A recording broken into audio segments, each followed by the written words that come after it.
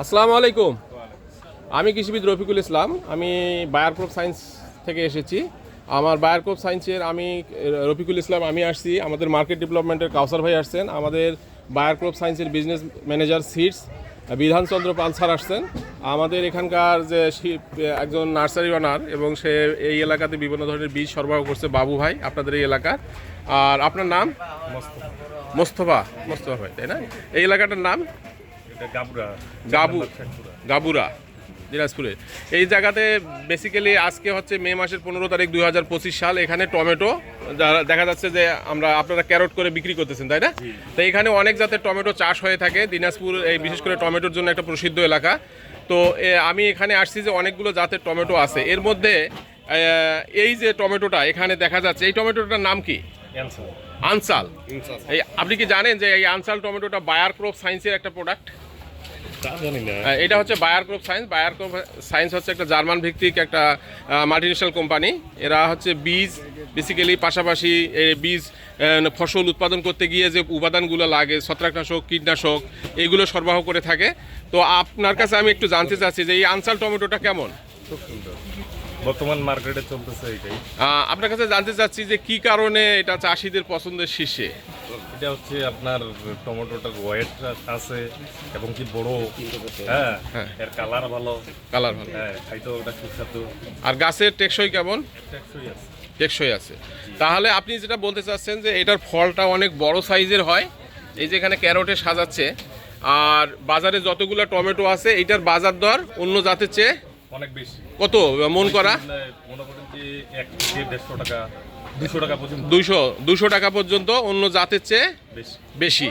সেটা হচ্ছে সাইজের কারণে, কালারের কারণে। আর একটা জিনিস হচ্ছে এই জাতে রোগবালাই কেমন আপনি চাষিদের কাছে যেটা শুনেছেন? রোগবালাই কম, কিন্তু এটা বর্ষাকালে এই যে মুখটা ফাটে, বর্ষা যখন ধারাবাহিক হয় এইটা একটা। আর এই যে উচ্চ তাপমাত্রা সহ্য করার ক্ষমতা এই জাতের আছে। তো আমি এ পর্যায়ে একটু বাবু ভাইয়ের কাছে যাই। বাবু ভাই, আপনি যে যত চাষিকে সরবরাহ করছেন প্রোডাক্টটা, এবং আপনি নিজেও কিন্তু ধারাবাহিকভাবে 3টা স্টেপে চাষ করছেন, তাই না? 3 বিঘার মতো জায়গায়। তা আপনি বলেন তো কি কারণে এই টমেটোর জাতটা সবচেয়ে জনপ্রিয়? আমার কাছে যেটা জনপ্রিয় লাগে, প্রথমত গাছের গ্রোথ ভালো। গাছের গ্রোথ ভালো, গাছের ট্রিটমেন্ট যেভাবে দেন খুব ভালো, রেজাল্ট ভালো।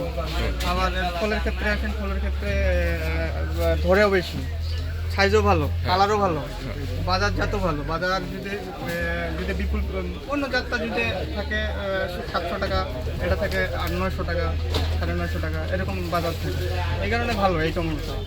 আর ওয়েদার তো আরও মানে যদি আপনার বেশি রোদ হয়, রোদ তো সহ্য করার ক্ষমতা আছে অন্যান্য টমেটোর থেকে বেশি। এই জন্য আমার ভালো লাগে। তো ধন্যবাদ বাবু ভাই আপনাকে। আপনি যে কথাগুলো বলছেন যে বিশেষ করে এইরকম অড সিচুয়েশন, উচ্চ তাপমাত্রা, তারপরে বৃষ্টি, এরকম সহ্য করার ক্ষমতা এই বায়ারের আনসাল টমেটোর আছে।